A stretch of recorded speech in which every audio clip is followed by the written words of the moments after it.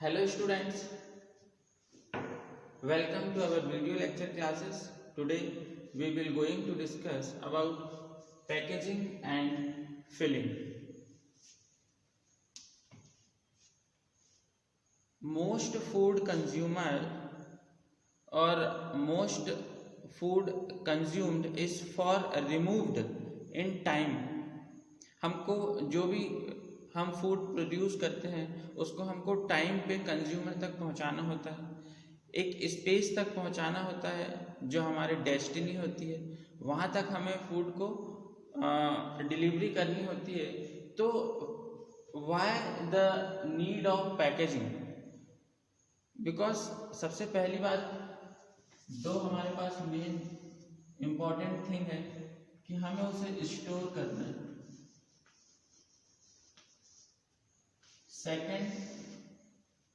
Second हमारे पास important thing है जिसके लिए हम पैकेजिंग कर रहे हैं, क्या है? डिस्ट्रीब्यूशन करना है।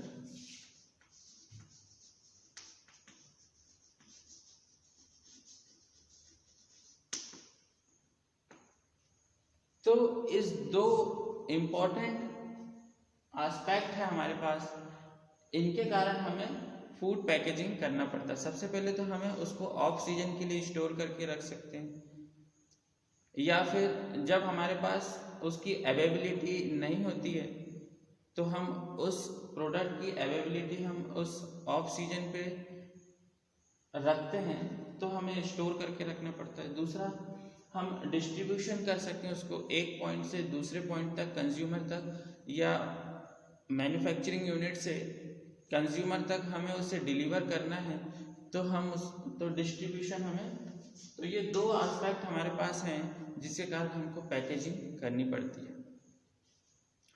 Food is packaged for 4 primary reason. अब हम और रीजन की बात कर लेते हैं, पर हमारा मेन रीजन हमारा यही है। हम प्राइमरी रीजन की बात कर लेते हैं। To protect the product from contamination. अब उसके बाद हमारे जो रीजन है,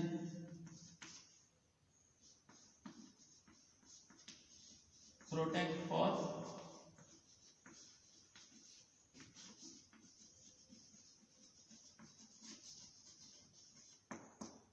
कंटेमिनेशन। हमें प्रोटेक्ट करना है, हमारा प्रोडक्ट जो कंटामिनेट नहीं होना चाहिए, डिटीरियोरेट नहीं होना चाहिए। तो हमें सबसे पहला जो हमारा प्राइमरी जो एस्पेक्ट्स है कि protect the product from contamination by micro organism, macro organism और other organism which deteriorate the food product. तो हमें सबसे पहले हमारा जो प्राइमरी एम है कि हम उसको कंटामिनेशन होने से बचाएं।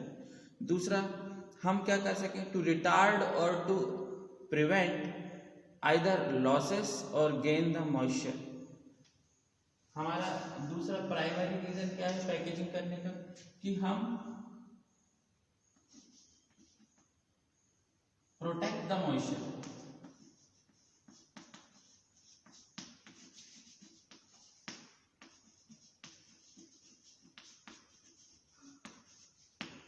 मॉइस्चर से हम उसको प्रोटेक्ट करके रख सकें। ये moisture plays a very important role to deteriorate the any food product. तो हमें मॉइस्चर को उससे प्रिवेंट करके रखना पड़ेगा। मॉइस्चर ये प्रोडक्ट लूज भी कर सकता है और गेन भी कर सकता है। लूज करेगा तो हमारा वेट लॉस होगा, और हमारा वेट लॉस होगा तो हमें डायरेक्टली लॉस होगा। ओके, तो हम मॉइस्चर से उसको प्रोटेक्ट कर सकें, यह हमारा दूसरा जो एम है। हमारा थर्ड है to seal the product from oxygen and light. हमको प्रोडक्ट को सील करना है, किससे? लाइट से या फिर ऑक्सीजन से।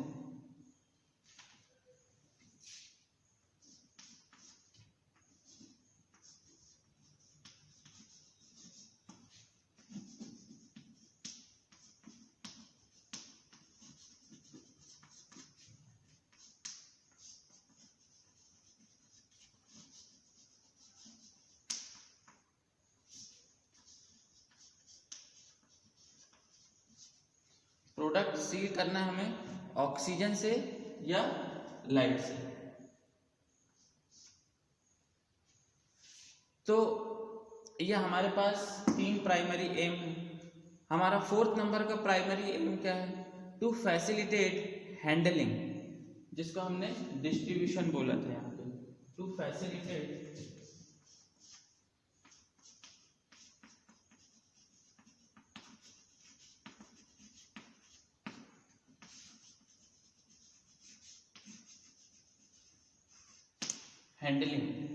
हैंडलिंग को हमको फैसिलिटेट करना है, मतलब हैंडलिंग कर सके हम, तो हमारा ये प्राइमरी एम है 4। अब हम बात करते हैं पैकेज में also serve as a processing aid, it is a convenient item for the consumer and a marketing tool. The scale appeal and product identification aspect of packaging are particularly important to the sale and marketing branches of food companies. So एक graph हम देखते हैं जो हम quality और storage quality और time के बीच में हम बनाते हैं कि कैसे हम एनवायरनमेंट से अगर प्रोटेक्ट है अगर कोई प्रोडक्ट, तो उसका ग्राफ का कर्व कैसा होगा या ग्राफ क्या फॉलो करता है।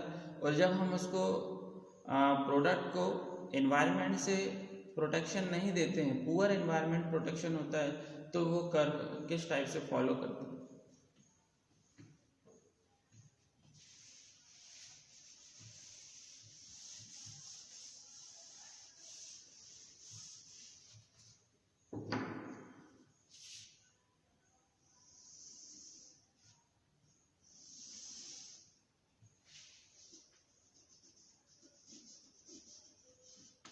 क्वालिटी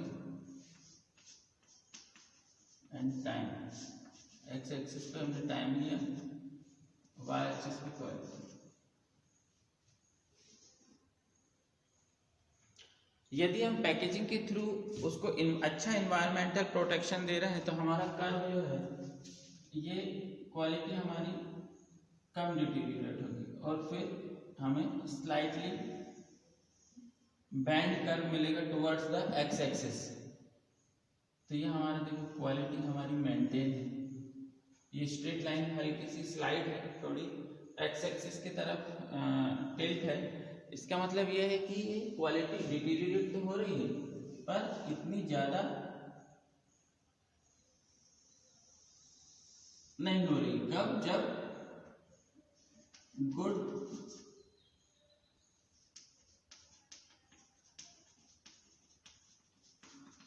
इन्वायरमेंटल प्रोटेक्शन,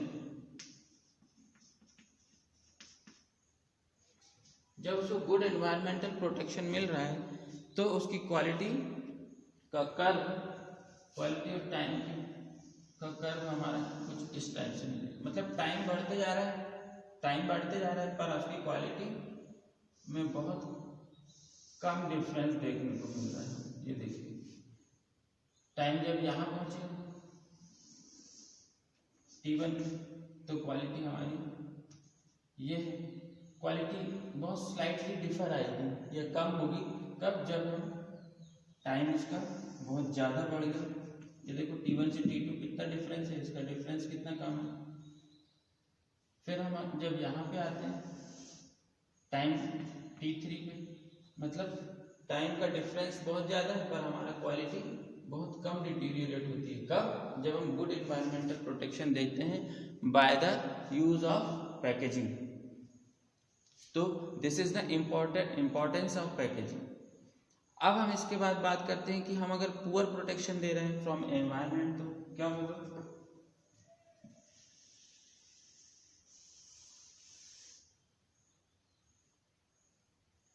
अगर हम पुअर प्रोटेक्शन देते हैं तो सीधे हमारा जो क्वालिटी है ये कुछ इस टाइप से फॉलो करेगी ग्राफ। ये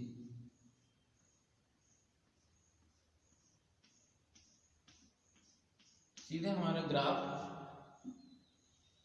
देखो टाइम के रिस्पेक्ट में इसकी क्वालिटी, देखो टाइम बहुत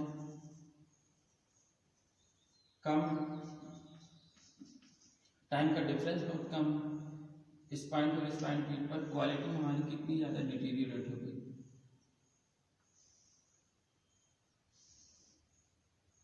पॉइंट ए और पॉइंट बी के बीच टाइम का डिफरेंस बहुत कम, पर क्वालिटी हमारी बहुत ज़्यादा डिटीरियरेट हो जाती है।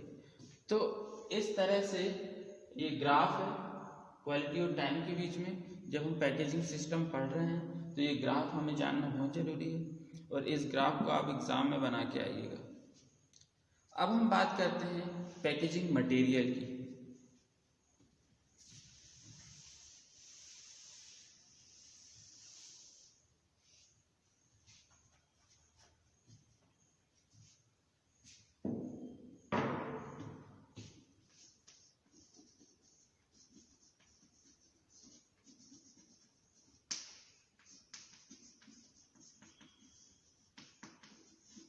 पैकेजिंग मटेरियल में जो सबसे गुड माना जाता है, जिसको हम ग्लास कहते हैं, ग्लास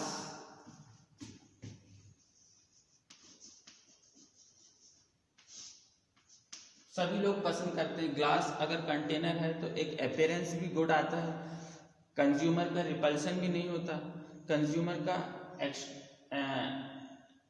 क्या बोलते हैं अट्रैक्शन आता है। ग्लास अगर कंटेनर है हमारा, तो ग्लास कंटेनर की हम बात करें तो ग्लास बॉटल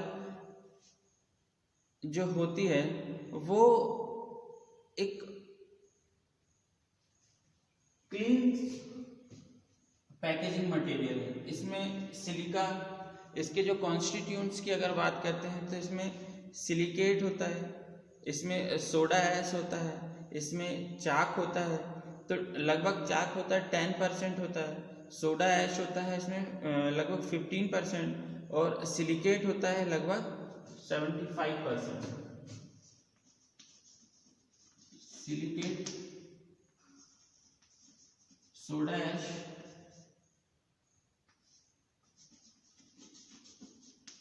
टेन 15%, और जो सिलिका होता है वो कितना होता है 75% सिलिका होता है ग्लास में। तो ये हमारा मटेरियल का कॉन्स्टिट्यूएंट्स हो गए जो हमें ध्यान रखना चाहिए। इसके बाद इसमें ग्लास में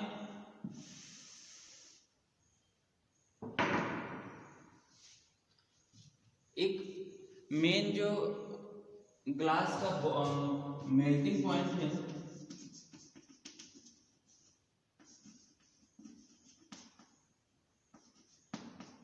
ये है 1500 degree centigrade.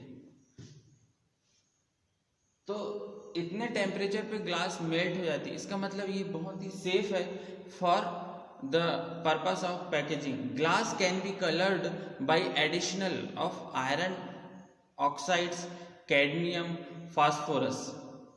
Iron oxide, cadmium और फास्फोरस से हम ग्लास पे colour, iron oxide, cadmium, phosphorus,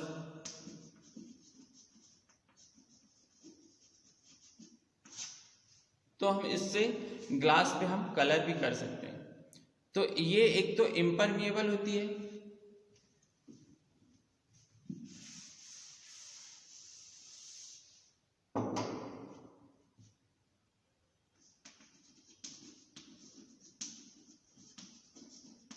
glass impermeable होती है एक तो वाटर से। वाटर इम्परमिएबल मीन्स वाटर इससे पास नहीं हो पाता, गैस से, अडर से ये, और नॉन रिएक्टिव होती है, केमिकल रिएक्शन ये नहीं होता, नॉन रिएक्टिव होती, इम्परमिएबल होती है, गैस, वाटर, अडर। और सेकंड थिंग ये नॉन रिएक्टिव होती है, इन सब हेड के अलावा अगर आपको एग्जाम में आज सब इतना इतना लिख देंगे ना आप, इम्परमिएबल, नॉन रिएक्टिव, ऐसे पॉइंट बना के उसके आगे इम्परमिएबल, वाटर, गैस और अडर, बस इतना ही लिख के आएंगे तो ये आपको बहुत अच्छे मार्क्स मिल सकते हैं। उसके बाद नॉन रिएक्टिव होती है। नॉन रिएक्टिव मीन्स ये केमिकली रिएक्शन नहीं शो करती है, ये केमिकली रिएक्ट नहीं करती है। ये एक तो विजिबल होती है और इजीली अपन इसको क्लीन कर सकते हैं। ओके, ये क्लियर होती है, simple and easy, recloser and economical भी ये होती है। बट इसका वेट बहुत ज़्यादा होता है। इसका डिसएडवांटेज में क्या आ जाएगा, इसका डिसएडवांटेज ये है कि इसका वेट सबसे ज़्यादा होता है, इसकी डेंसिटी बहुत ज़्यादा होती है। इसकी डेंसिटी 2000 मतलब 2400 टू 3000 kg पर मीटर क्यूब की इसकी डेंसिटी होती है। 2400 टू 3000 मीटर क्यूब केजी पर मीटर क्यूब की इसकी डेंसिटी होती है। तो जिसके कारण क्या होता है, ये एक तो वेट जो होता है इसका बहुत ज़्यादा होता है, तो इसकी हैंडलिंग में थोड़ा सा दिक्कत आती है, ये इसका डिसएडवांटेज है।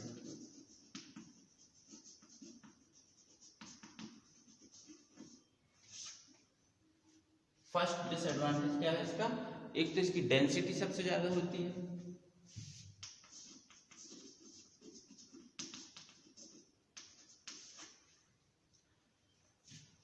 डेंसिटी ज़्यादा होने के कारण इसका वेट सबसे ज़्यादा होता है। They also transparent to light, ये लाइट का ट्रांसपेरेंट कर सकती है, लाइट को अपने से पास कर सकती है। और जब लाइट अपने से पास हो जाती है तो लाइट के कारण अंदर, एक तो ये इनर्ट मटेरियल तो होता है, ये एक इसका एडवांटेज है, बट अगर लाइट पास कर गई तो लाइट से अंदर जो रिएक्शंस हैं वो क्या हो जाती है, बढ़ जाती है, क्योंकि उसको स्टिमुलेशन एजेंट मिल जाता है। लाइट जो होता है वो रिएक्शन को स्टिमुलेट करती है, रिएक्शन को बढ़ाती है। तो लाइट, एक तो इसका ये डिसएडवांटेज हो गया कि ये लाइट अपने से पास कर देती है।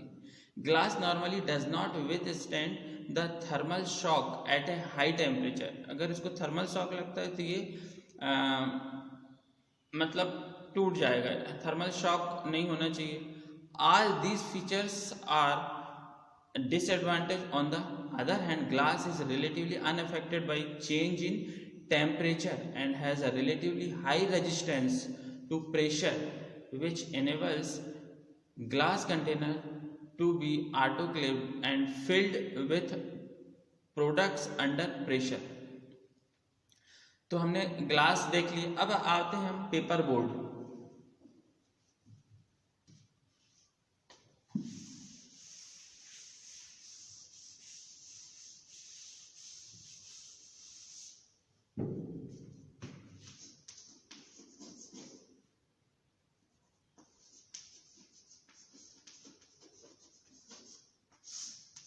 पेपर बोर्ड, पेपर बोर्ड तो आप सभी, you are all very familiar to paper board. The highest quality papers are made from pure cellulose. ये किससे बना होता है, सेल्यूलोज, जिसमें ये जो होता है वो लिग्निन फ्री होता है।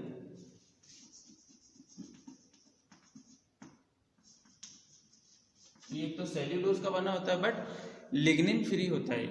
इफ अ पेपर वेट,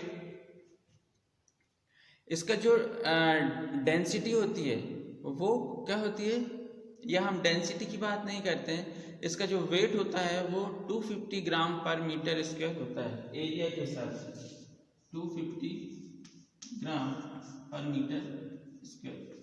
ये सारे स्पेसिफिकेशन हमें पता होना चाहिए। हम किसी भी चीज़ को, अगर हम किसी भी चीज़ पे वर्क कर रहे हैं, जैसे हम पैकेजिंग पे वर्क कर रहे हैं, तो हमें पैकेजिंग मटेरियल के बारे में पहचानना होना चाहिए। हमें पैकेजिंग मटेरियल को जानना पड़ेगा, उसकी physical, chemical and biological properties पता होनी चाहिए, तब हम पैकेजिंग मटेरियल का यूज़ अच्छे से कर सकते हैं। हम किस प्रोडक्ट में किस पैकेजिंग मटेरियल का यूज़ करना है, इसका आइडिया हमें यहीं से मिलेगा कि हमें उसकी फिजिकल, केमिकल और बायोलॉजिकल जो भी प्रॉपर्टीज़ हैं उस पर्टिकुलर मटेरियल की वो हमें पता होनी चाहिए। तो उसका वेट कितना आता है 250 ग्राम पर मीटर स्क्वायर।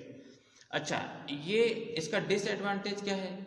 एक तो ये लो रेजिस्टेंस होती है एंड लो इम्परमिएबल होती है to moisture. Low resistance,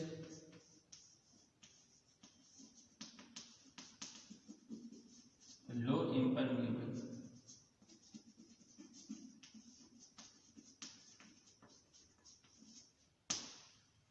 low resistance, low impermeable होने के कारण हम इसमें क्या कर सकते हैं, हाई मॉइस्चर कंटेंट वाला फूड या हाई मॉइस्चर कंटेंट वाले जो प्रोसेसिंग थिंग है, कोई भी प्रोसेस्ड प्रोडक्ट है, हम उसको इस पर स्टोर नहीं कर सकते, सबसे पहली बात है। या फिर हम उसको एक कोटिंग करें, पेपर बोर्ड पे कोटिंग करते हैं, उसके बाद हम उसको स्टोर कर सकते हैं। The surface of the paper board can be made smooth और अप्रॉक्सीमेट कोटिंग एंड कैलेंडरिंग कहते हैं जिसको हम, उसको करने के बाद कैलेंडरिंग या कोटिंग करने के बाद हम वो प्रिंटेबल बन जाता है, हम उस पर प्रिंट कर सकते हैं, ठीक है। And to some extent water resistant कर सकते हैं, हम उसको वाटर रेजिस्टेंट बना सकते हैं यदि हम उसको कोटिंग कर दें। एक वर्ड आ रहा है यहाँ पे, कैलेंडरिंग।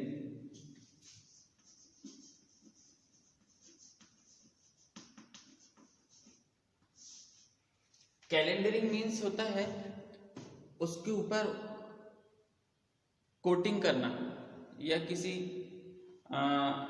इम्परमिएबल जो इम्परमिएबल मैटर है उसकी कोटिंग कर देना, उसको बोलते हैं हम कैलेंडरिंग। तो जिसके कारण ये क्या होता है, इम्परमिएबल बन जाता है, टू सम एक्सटेंट इम्परमिएबल बन जाता है ये वाटर से, है ना, मॉइस्चर से।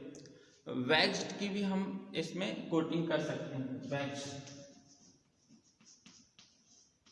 वैक्स की कोटिंग करके भी हम इसको इम्परमिएबल बना सकते हैं to moisture and to some extent also to water vapour. Water vapour की भी हम, वाटर वेपर से भी हम इसको प्रोटेक्ट कर सकते हैं, या हम वाटर वेपर से भी, वाटर वेपर को इससे पास ना हो तो हम इस पे कोटिंग के द्वारा ऐसा कर सकते हैं। प्लास्टिक कोटेड पेपर और board can be heat sealed. Plastic coated भी हम इसमें कोटिंग कर सकते हैं। अब हम बात करते हैं aluminium.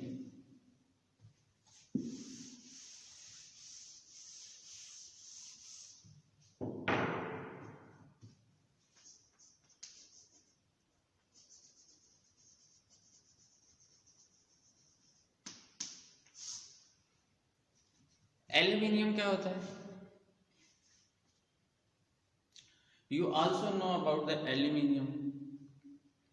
In the form of foil, can be rolled out to a thickness of approximate 9 micrometer.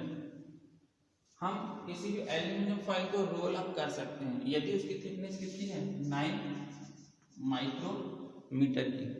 9 micrometer हम अच्छे से उसको फोल्ड कर सकते हैं, ठीक है, वो फॉइल के फॉर्म में होता है, हम उसको रोल कर सकते हैं। तो 9 माइक्रोमीटर की हमारे पास शीट है, एल्यूमिनियम फॉइल है, तो हम उसका कंटेनर इजीली बना सकते हैं। अब एल्यूमिनियम फॉइल जो होती है या एल्यूमिनियम का कंटेनर जो होता है वो इम्परमिएबल होता है लाइट का, इम्परमिएबल होता है गैसेस का एंड वाटर वेपर का।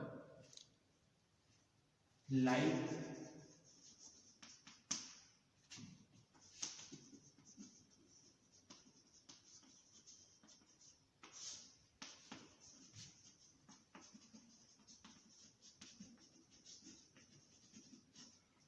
लाइट, गैस, वाटर वेपर, ये सारे इसका इम्परमिएबल। बट इसमें यदि एक भी पिन होल हुआ तो ये इम्परमिएबल नहीं रहेगा वाटर के, गैस के और लाइट के। But to be free to pin hole, pin hole होना नहीं चाहिए इसमें। Foil has to be move, sorry, foil has to be more than 20 micrometer thick. 20 micrometer thick का हो सकता है। Thin aluminium foil is therefore always coated with plastics since aluminium 99.5% pure होता है। Is not resistant to corrosion, ये corrosion से resist नहीं होता है, but it is often लैक्योर्ड when laminated to form a thick walled package. तो इतना ही जान लीजिए एल्यूमिनियम के लिए कि 9 माइक्रोमीटर की जो फॉइल होती है उसको हम अच्छे से रोल कर सकते हैं। हम कंटेनर बनाना चाहते हैं तो थोड़ा सा ज़्यादा हमको इसकी थिकनेस रखनी पड़ती है, लगभग 20 माइक्रोमीटर।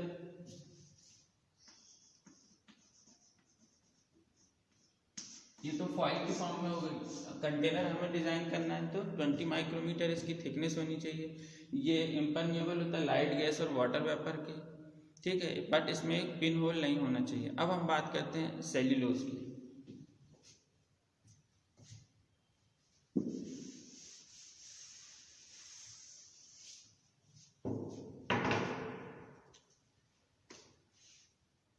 सेल्यूलोज जो होती है एक फिल्म होती है, is made from cellulose treated with caustic soda and carbon disulphide. Carbon disulphide और कास्टिक सोडा से ट्रीट करके हम सेल्यूलोज की फिल्म, सेल्यूलोज की एक मटेरियल तैयार करते हैं। It has a good tensile strength, इसकी टेंसाइल स्ट्रेंथ बहुत ज़्यादा होती है, and is elastic, transparent and unaffected by cold and heat. It is also hygroscopic but impermeable to water and fat. Through it swells in humid condition. ये impermeable तो होती है water and fat से, ये अनअफेक्टेड भी होती है cold और हीट से, ये ट्रांसपेरेंट भी हो सकती है। सेल्यूलोज मटेरियल जो होता है हम उसको ट्रांसपेरेंट कर सकते हैं कास्टिक सोडा और कार्बन डाइसल्फाइड को से ट्रीट करके। Okay, cellulose film becomes unaffected by moisture and is weather resistant. Weather का कोई इफेक्ट नहीं आता उसमें सेल्यूलोज मटेरियल में। When coated with nitrocellulose lacquer, resin और पैराफिन, पैराफिन नाइट्रोसेल्यूलोज लैक्योर है ना, इससे हम इसको कोट कर सकते हैं। Cellulose film is sealable at 120 degree centigrade. Cellulose film जो होती है वो 120 डिग्री सेंटीग्रेड पे हम इसको सील कर सकते हैं, क्योंकि हमें स्टरलाइज करना पड़ता है, किसी किसी जो कंटेनर है उसको पास्चराइज करना पड़ता है। सॉरी, कंटेनर को तो हम स्टरलाइज ही करेंगे, किसी पर्टिकुलर मटेरियल को पास्चराइज करते हैं तो स्टरलाइज करने के लिए हमें टेम्परेचर बढ़ाना रहता है। तो 120 डिग्री तक हम इस पे वर्क कर सकते हैं सेल्यूलोज मटेरियल पे। Thank you students.